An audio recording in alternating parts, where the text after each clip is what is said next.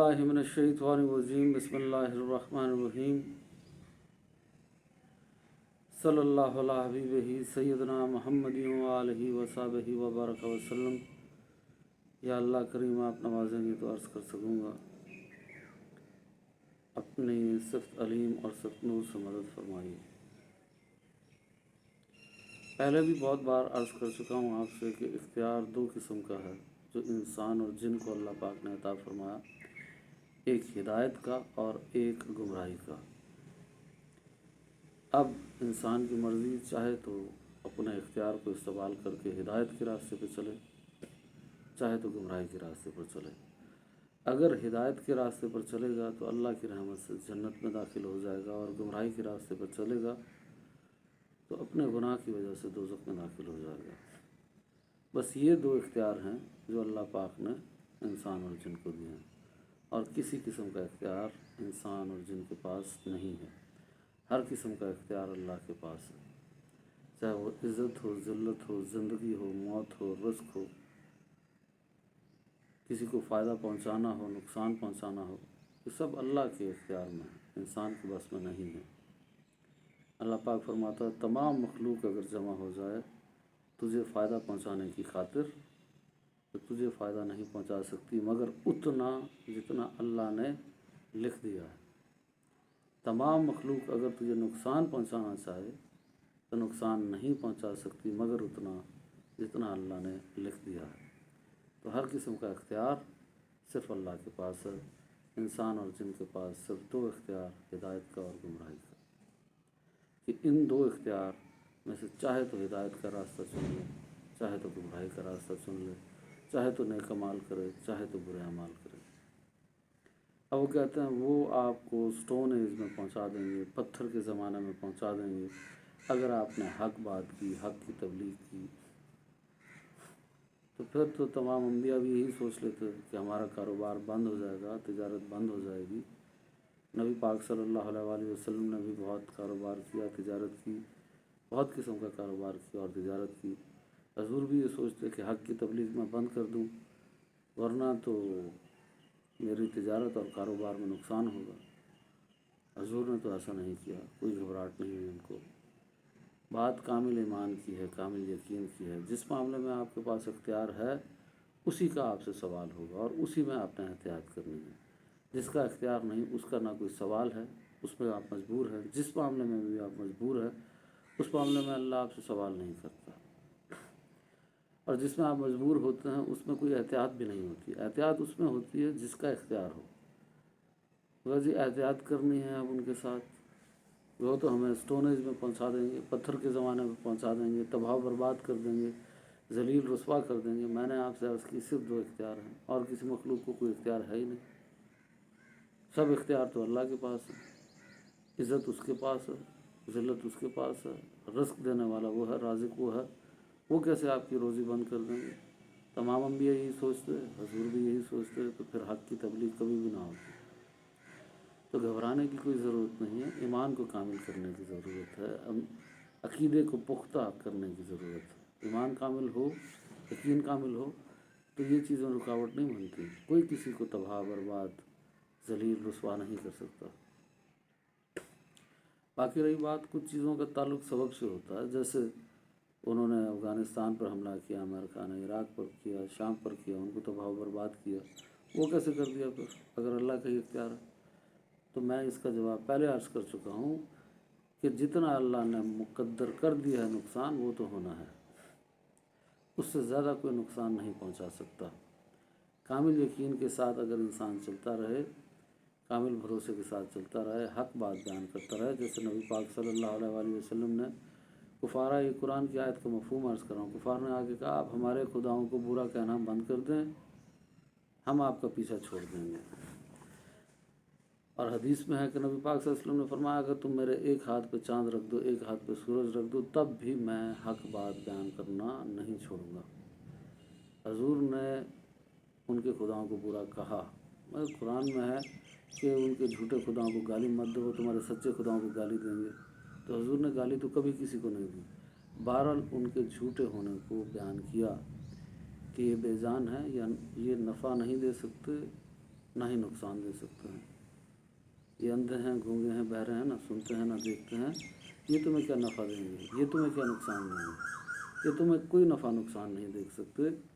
इस हद तक हजूर ने बुरा कहा उनको, बहरहाल गाली नहीं दी। तो हजूर ने तो नहीं देखा कि मेरी तिजारत रुक जाएगी या कारोबार रुक जाएगा या मैं मक्का में रहता हूँ मेरे साथ क्या होगा, मुझे जान माल का खतरा होगा। ना अहले बैत ने देखा, ना साहबा ने देखा। दो सुपर पावर्स थी, एक रोम वाले थे, उस वक्त सुपर पावर थे जैसे आज अमेरिका है, एक ईरान वाले थे, सुपर पावर थे जैसे आज रशिया है। हमारा तो कारोबार बंद हो जाएगा, आलमी मंडी के अंदर हमारी तिजारत नहीं चलेगी। दो सुपर पावर से हम कैसे टक्कर लें, अमेरिका और रशिया से। ऐसे उस वक्त वाले अहले बैत और साहबा भी सोच लेते, दो सुपर पावर से कैसे टक्कर लें, ईरान से और रोम से। हमारा तो कारोबार रुक जाएगा। कारोबार तो नहीं रुका, बल्कि साहबा पहले गरीब थे, बाद में जब जंगें की, मारे गनीमत आया, ज़्यादा अमीर हो गए। तो इन बातों से घबराने की ज़रूरत नहीं होती। हक बात बयान करनी चाहिए बग़ैर घबराए। हक बात के लिए आप जो भी कर सकते हैं वो करना चाहिए। ये सब मामलात अल्लाह के हैं। अल्लाह ने ये इख्तियार किसी मखलूक को नहीं दिया। अगर अल्लाह आपके साथ है तो फिर कोई आपका कुछ नहीं बिगाड़ सकता। अगर आपका यकीन पुख्ता और कामिल है तो फिर कोई आपका कुछ नहीं बिगाड़ सकता। लोग फिर एतराज़ करते हैं। मैं एक जगह पे बात कर रहा था और उन्होंने एतराज़ किया, नहीं खुद से बंदा खुदकुशी तो नहीं कर सकता। तो बहुत सारी चीज़ें हैं जिसमें एहतियात करनी होती है। मैं पहले अर्ज़ कर चुका हूँ, एहतियात उस मामले में की जाती है जिसका इख्तियार हो। आपको मैं कहूँ ज़रा एहतियात से उड़िएगा, आप तो भाई उड़ ही नहीं सकते। एहतियात से क्या उड़ेंगे, इसका इख्तियार नहीं, उसमें क्या एहतियात करनी है। आपका बाकी चीज़ों में कोई इख्तियार है ही नहीं। आपसे सवाल नहीं पूछा जा रहा कि आपको इज़्ज़त ज़िल्लत कौन देगा, रिस्क कौन देगा, यूरोप देगा या अमेरिका देगा या रशिया देगा, ये आपसे नहीं पूछा जा रहा। ये अल्लाह का काम है, ये नहीं पूछा जा रहा आपसे। बाकी ज़ारा सबब हैं, वो मैंने आपसे अर्ज़ कर दिया कि ज़ारा सबब हैं, उसमें भी उतना ही वो कर सकते हैं जितना अल्लाह ने मुकद्दर कर दिया है। तो जिस चीज़ का इख्तियार नहीं उसमें आप एहतियात करने की बात कर रहे हैं, कैसे एहतियात हो सकती है? उसमें कोई एहतियात नहीं हो सकती। लोगों को भरे मजमे के अंदर थप्पड़ पड़ जाते हैं, वज़ीर आज़म को, सदर को, हज़ारों किस्म के सिक्योरिटी गार्ड्स उनके साथ होते हैं, फिर भी उनको थप्पड़ पड़ जाते हैं। वो तो अपना पूरा एहतियात करके हैं, पर इज़्ज़त ज़िल्लत अल्लाह के हाथ में है। तो सबब हैं, सबब का इनकार नहीं है। बहरहाल मुसब्बबुल असबाब पर नज़र रखनी है। मुसब्बबुल असबाब अल्लाह है, वो जिसको चाहता है उसको इज़्ज़त देता है, जिसको चाहता है वो ज़िल्लत देता है। तवज्जो उसकी तरफ रखें।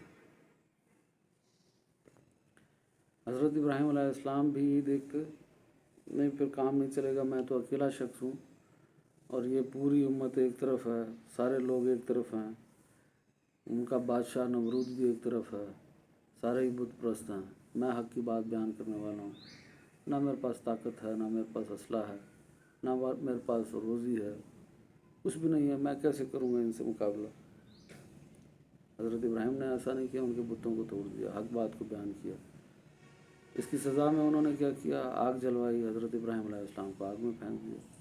अल्लाह ने इसके बदले में क्या किया, आग को सलामती के साथ ठंडा कर दिया। अल्लाह ने फरमाया इब्राहीम अकेले उम्मत हैं, फरमाया पूरी उम्मत एक तरफ, इब्राहीम अकेले एक उम्मत हैं। तो अल्लाह मददगार है। लेकिन उलमा हक भी हैं, उलमा सू भी हैं। उलमा हक तो वही बात बयान करेंगे जो हक की है, जो मैं अर्ज़ कर रहा हूँ। कुरान सुन्नत और हदीस की रोशनी में उलमा सू कई सारी बातें सुना देंगे, नहीं ये एहतियात करना लाजमी है, ये करना। एहतियात का कौन इनकार कर रहा है? बहरहाल सबसे पहले कामिल ईमान लाना लाजमी है, अल्लाह पर पुख्ता ईमान होना चाहिए।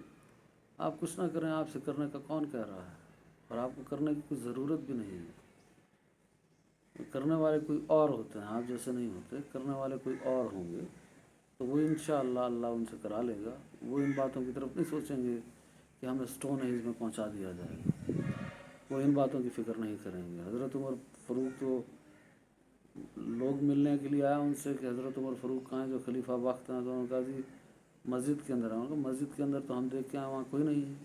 तो बाहर, उन्होंने कहा जी एक बाहर जो शख्स लेटा हुआ है, नीचे ज़मीन पे लेटा हुआ है और सर के नीचे ईंट रखी हुई है, वो उमर फ़ारूक है। تو یہ تو ہم ہیں جو ایسیسریز کا شکار ہو چکے ہیں اور اس میں پھنس چکے ہیں، اور ہم جہاد کرنے کی اب ہمت نہیں رہی، تو بہت ساری باتیں ہم بنا لیتے ہیں احتیاط کے نام پہ کہ ہم یہ کر نہیں سکتے۔ تو وہ جو کرنے والے ہیں ان سے اللہ پاک کرا لے گا۔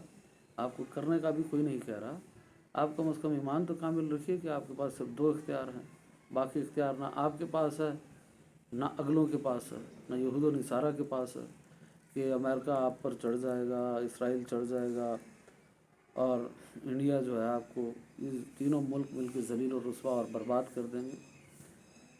اسے ذلت اللہ کے ہاتھ میں ہے، نقصان دینا اس کے ہاتھ میں ہے، فائدہ دینا اس کے ہاتھ میں ہے، یہ کسی مخلوق کو کوئی اختیار نہیں ہے۔ تو آپ کم از کم ایمان تو کامل رکھیے، اگر کچھ کر نہیں سکتے تو کم از کم ایسی باتیں بولنا بند کر کے ایمان تو کامل رکھیے۔ دیکھیں سبب کو ضرور ذہن میں رکھیں، سبب ہیلا وسیلہ اس کے بغیر کچھ نہیں ہوتا، سبب کو ضرور ذہن میں رکھیں، پر اس سے بڑھ کر مسبب الاسباب کو ذہن میں رکھیں، توجہ مسبب الاسباب کی طرف رکھیں کہ وہ کس طریقے سے سبب بناتا ہے، اس نے آخر کیسے سبب بنا دیا کہ 2 سپر پاورز جو ہیں ان صحابہ کے ہاتھ فتح ہو گئے جو بظاہر طاقت میں بھی کم تھے، ان کی تعداد بھی کم تھی، ان کے پاس مال بھی کم تھا، تو ان سے کیسے فتح کرا دی؟ کیونکہ ان کا کامل یقین تھا اللہ پر، ان کو بھروسہ تھا اللہ پر، وہ حق بات بیان کرنے کے لیے نکل رہے تھے اور کوشش کر رہے تھے۔ جب تک بحث چلتی رہتی ہے عمل کا دروازہ بند رہتا ہے، جب بحث ختم ہو جائے گی تب عمل کا دروازہ کھلے گا۔ ابھی تو بحث جاری ہے، 2 بندے آپس میں بحث کر رہے ہیں تو عمل کا دروازہ تو تب تک بند رہے گا کیونکہ بحث جاری ہے، بحث ختم ہوگی تو عمل شروع ہوگا۔ بحث میں پڑے ہیں، کوئی کسی کو کہیں نہیں پہنچا سکتا، کوئی کسی کو کوئی نقصان نہیں پہنچا سکتا، یہ اختیار سرے سے نہیں ہے۔ بس ہمیں کامل ایمان کی ضرورت ہے، ایمان کو پختہ کرنے کی ضرورت ہے۔ قرآن کو ترجمہ اور تفسیر کے ساتھ پڑھیں تاکہ بات سمجھ میں آئے، کم از کم اپنے عقائد تو پختہ کر لیں، کامل ایمان والے تو ہو جائیں۔ اللہ ہر چیز پر قادر ہے، اس کی ہر صفت پر ایمان مکمل ہو اور کامل ہو۔ اللہ کی قدرت کیا ہے اس پر مکمل بھروسہ ہو جائے تو پھر سارے خوف ختم ہو جاتے ہیں۔ مخلوق کو مخلوق سے نہیں خالق سے ڈرنا چاہیے۔